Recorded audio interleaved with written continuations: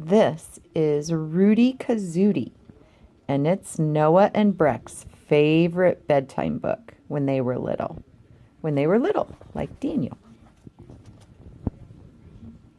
It was a bright, sunny day in Kazootie Land.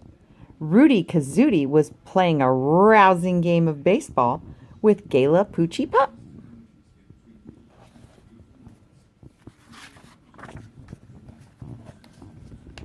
Polka Dottie was in her backyard hanging out her wash. As she worked, she sang a merry song. I like polka dot dresses, polka dot socks, polka dot hair ribbons, polka dot blocks, polka dot bubblegum, polka dot ties, even polka dots dancing in front of my eyes. Where others like stripes or plaids, checks or bow knots, I like polka dots, polka dots. See the polka dots?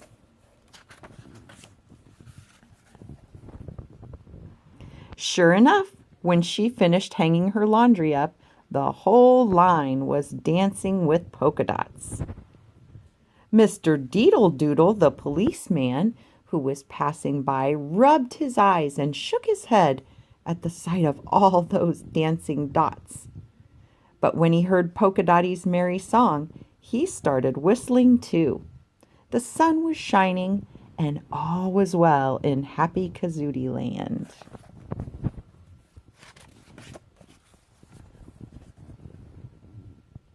All is well. That's what Mr. Deedle Doodle thought. But oh, how wrong he was. For back in the shadows, slinking along, came Poison Zumac. A wicked a man as ever twirled a mustache. See him? There he is. He was up to no good, not he. He waited in the shadows until Polka Dottie, carrying her empty laundry basket, went back into the house. See him waiting there?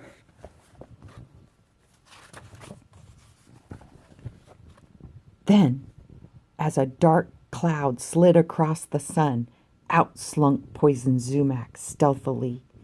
He shook the laundry line. He poked and he tugged. When the sun came out again from back of that dark cloud, there hung the laundry without a single polka dot. Poison Zumac had stolen them all. No more polka dots.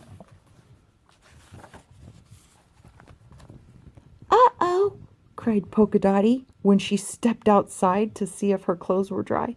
My dear beloved polka dots, someone has stolen them away. What's that? Asked Rootie Kazootie, coming up with Gayla Poochie Pup. Someone has stolen your polka dots. Why, sure enough, it's true. And Poochie Pup said, Yup.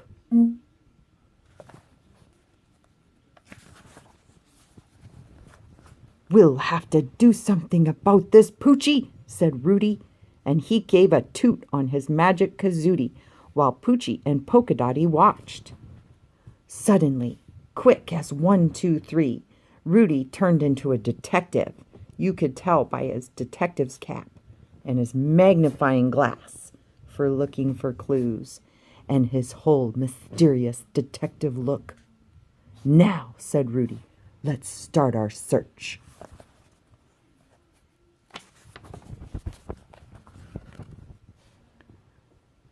So away they went down the shadowy alley just where Poison Zumac had gone. Soon they came upon El Squeako Mouse, the great Mexican cat fighter. See the mouse? El Squeako was shadow boxing by himself in a corner, practicing up for the big cat fight. Hi, said Rootie, he called. And Poochie? And Polka Dottie? What's up? Plenty, said Rootie. Have you seen a mysterious character come this way?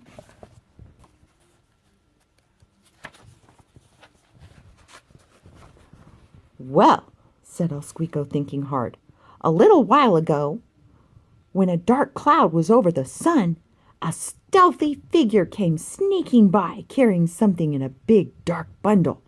He was twirling his mustache and laughing to himself. Aha, cried Rootie, a clue. Does that sound like Poison Sumac to you? Yes, yes, cried Poochie and Polka Dotty. Bad old Poison Sumac must be the thief.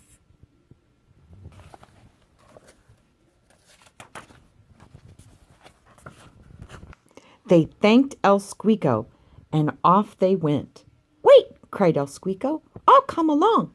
So come along he did. Rootie poked his detective cap into every cranny and corner. He peered through his detective glass at every footprint that might be a clue. See, there's El Squeako, too, and there's Poochie over there. See Poochie?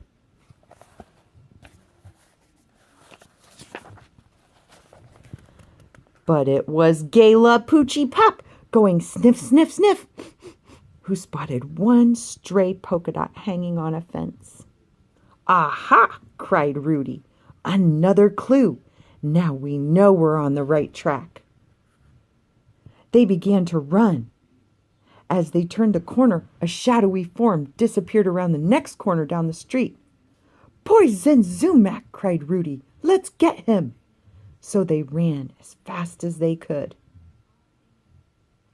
Sumac seemed to know they were after him, for he began to run too, but he was no match for Gala Poochie Pup. They're going to get him.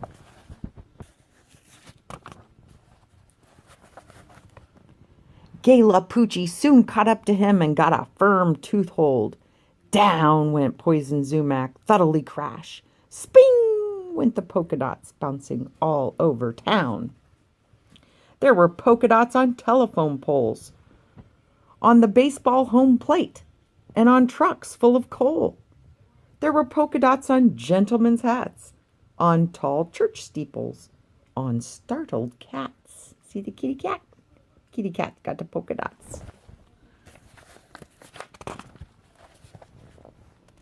What a busy time Rootie and Dottie and Poochie and El Squeako had then, scrambling and climbing, hunting and poking, gathering up all those polka dots. And all the while Mr. Deedle-Doodle, the policeman, was sitting on Poison Sumac to keep him from running away.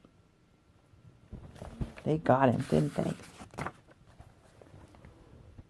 After all the polka dots were gathered up, they went back to Polka Dottie's house to paste them back on her clothes. But they saved one to put on Poison Sumac's hat, see it?